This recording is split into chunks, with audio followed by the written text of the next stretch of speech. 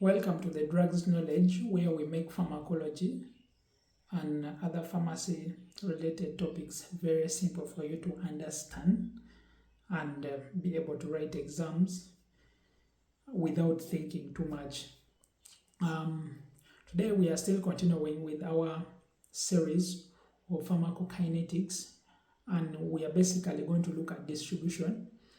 We are going to look at the distribution of the definition of distribution, the steps in distribution, the factors that affect distribution, volume of distribution, and compartmental model. So what is distribution? Distribution refers to the reversible transfer of a drug molecule between two compartments, that is the central compartments or the blood circulation, and then the extravascular compartment.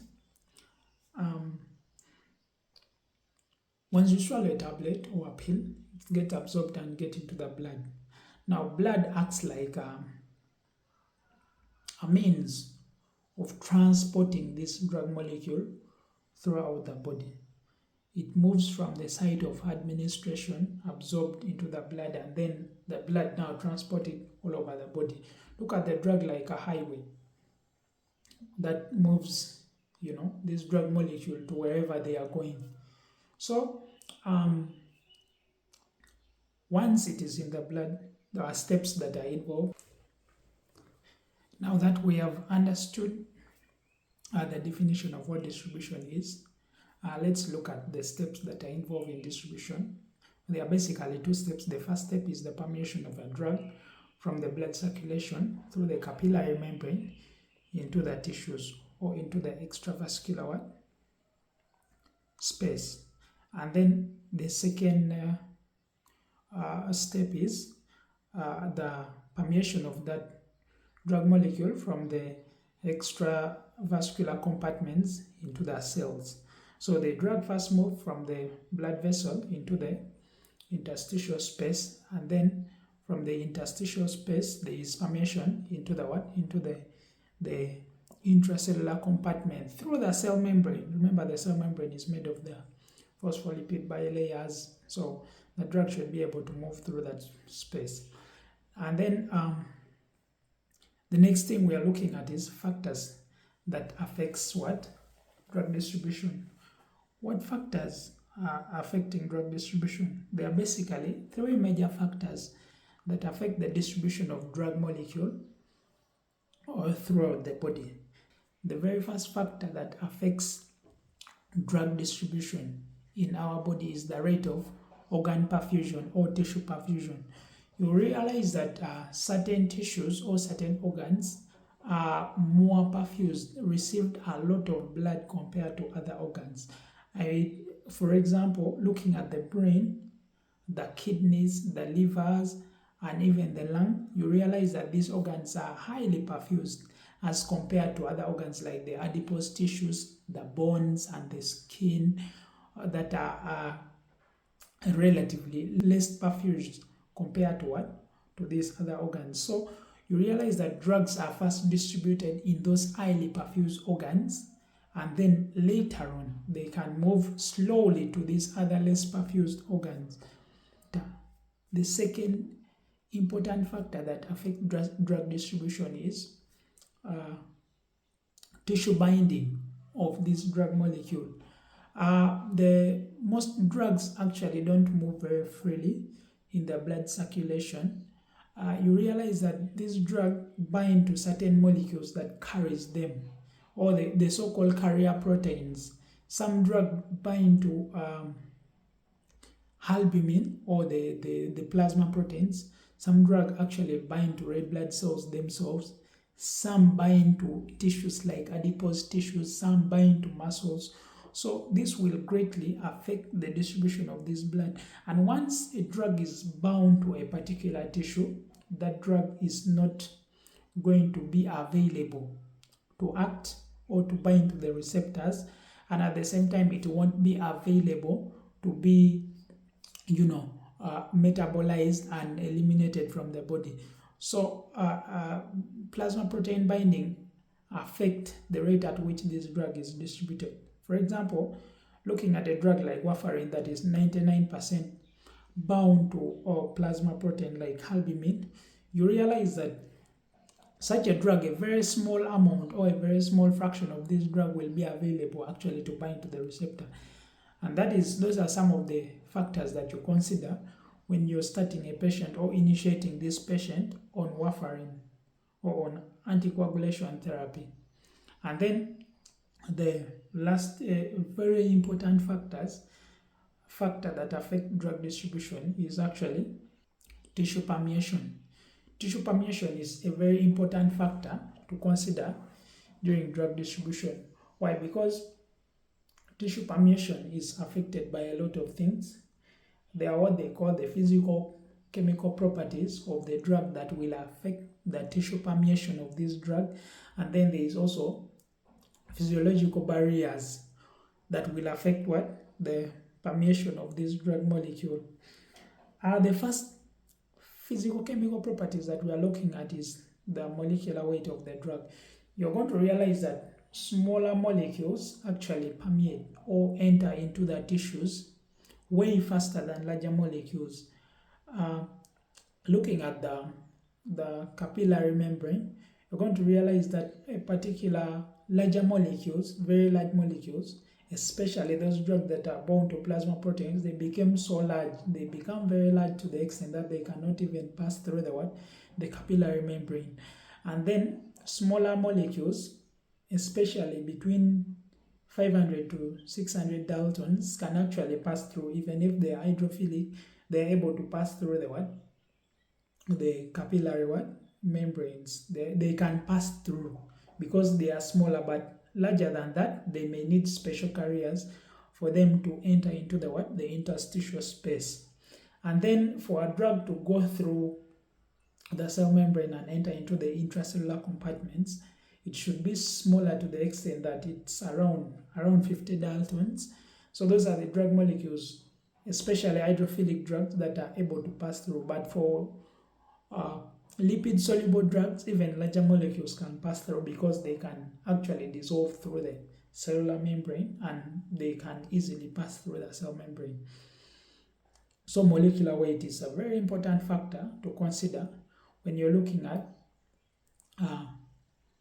the drug distribution. Then the second thing is the lipid solubility. So highly lipophilic drug distributes to wider areas. They have a very large volume of distribution, so they are able to leave the blood and get into the different body compartments very fast. They can cross the blood-brain barrier, they can cross the placenta, they can enter into adipose tissues because they are highly lipophilic. That means they can cross any membrane and get distributed widely all over the body.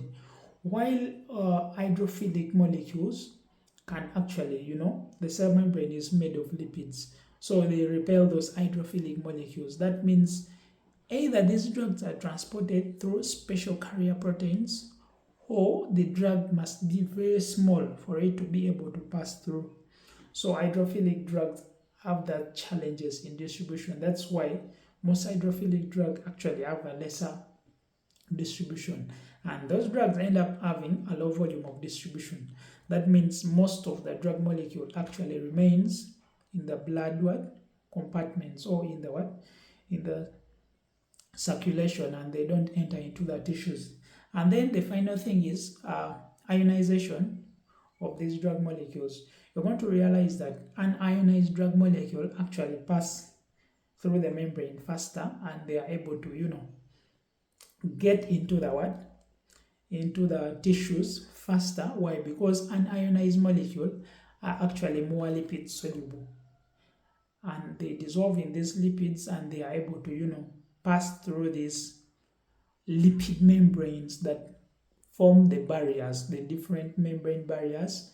Meanwhile, ionized drug molecules are actually they don't pass very fast through this membrane, therefore they end up having a low volume of distribution. And then the other factor that affect this distribution is the the physiological barriers. The first barrier we are going to look at is the blood-brain barrier. The blood-brain barrier is made of very tight endothelial cells. These cells are so tight to the extent that they don't allow hydrophilic molecules to go through, and they allow very small molecules. But the lipophilic drugs or the lipid-soluble drugs are able to pass through. So they are very tight junctions, and then they are also astrocytes that supports these cells, still offering extra barriers that prevent molecules from entering into the what? Into the central nervous system. So those are some of the physiological factors that can, halt distribution of these drugs. And then the other thing is the placental barrier. The placental barrier is what separates the fetal from the mother's circulation, and therefore some drugs are able to cross through the placental barrier, especially the lipid-soluble drugs, and therefore this has a clinical significance in such a way that the drugs that are teratogenic, that can cause fetal abnormalities, are actually supposed to be avoided, or they are contraindicated in these pregnant women. Why? Because they're going to cause fetal malformations in the unborn babies. So you find that once this baby is born, they are born with malformations, either structural or physiological or functional abnormalities, and that can, be very bad for the development of the child. Yes, and then the other thing is the blood testicular barrier. Yes, there is also a barrier of blood from the testicle through the Sertoli membranes.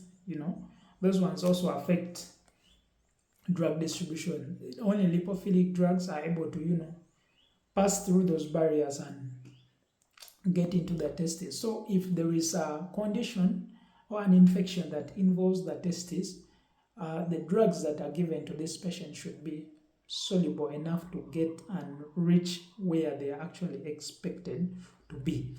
The second last thing we are looking at is the volume of distribution. What is volume of distribution? Volume of distribution is actually, we are looking at the extent to which this drug is able to leave the circulation and get into the tissues. By calculation or mathematically, it is the ratio of the administered dose to the plasma concentration of that drug. So once a drug has a high volume of distribution, what that means is that much of this drug is able to leave the blood circulation and enters into every body tissues, into the extracellular compartments and into the intracellular compartments. An example, in case it's a drug like digoxin and benzodiazepines like diazepam, being highly lipid soluble, they are able to get intracellular. Even drugs like corticosteroids that are actually very lipophilic, they are able to get into the intracellular compartments, and they become very low, too low in the blood circulation. That drug has a very high volume of distribution. Unlike that, there are other drugs that are very hydrophilic. An example, gentamicin, even a drug like warfarin, that is highly plasma protein bound. So these drugs are able to remain in the circulation. That means they don't actually enter into the tissues. Very little amount is able to go into certain tissues, highly vascularized tissues, but much of it remains actually in the blood.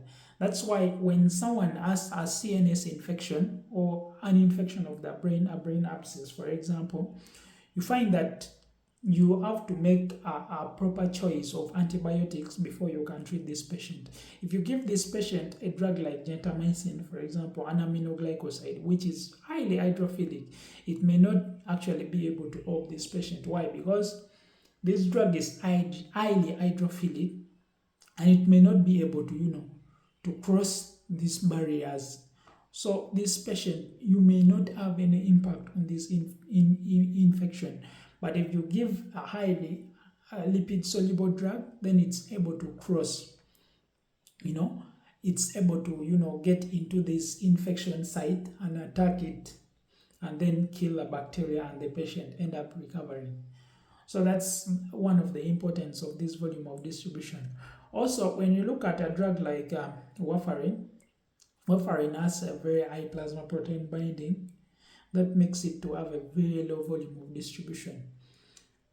That low volume of distribution can be significant. It's important in that actually very little amount of warfarin is able to interact with the receptors, and that is clinically relevant. And when you give a second medication like aspirin that is also highly bound to plasma proteins, it's going to displace these fractions, the bound and the free fractions. You realize that there is competition for the plasma protein binding, and much of the warfarin will become free. And having much of the warfarin free to interact with the receptors will result in serious adverse effects that can result in bleeding, too much bleeding, intestinal bleeding, and that can be very harmful to the patient in this case. Lastly, let's look at the concept of compartmental model. Now, during distribution, we expect that there is what they call one compartment and two compartments. In the one compartment, the theory, it assumes that the drug instantaneously moves from the circulation into the body. That means that from the circulation, it moves equally into the whole body. It is equally distributed all over the body. That is the one compartmental model, and that is actually not always true in most cases, because drugs first move from the circulation into those highly vascularized tissues, and then that is where they first concentrate before they move into those less perfused tissues.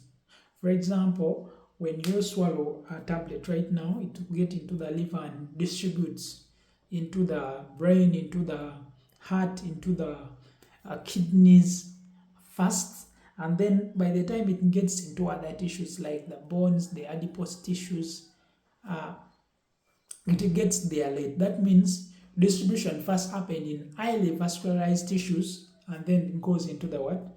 Into the other less perfused tissues. That is the two compartment model. The two compartment model is where the drug first distributes into the highly vascularized tissues, and then later on it moves into those less supplied tissues. Yeah, basically that's what I've prepared for you today. And